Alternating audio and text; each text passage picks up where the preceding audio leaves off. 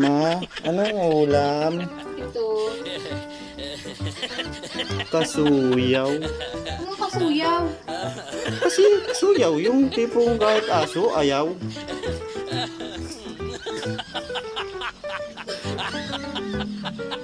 Eh, Anong kasuyaw? Bawi mo yung sinabi mo. Sarap na sarap nun. sabi ko yung aso. Yung aso sabi ko. Hindi ako makatulog sa kayayaw-yaw. Hindi naman kasuyaw. Niluluko ka lang naman. Kakain ha.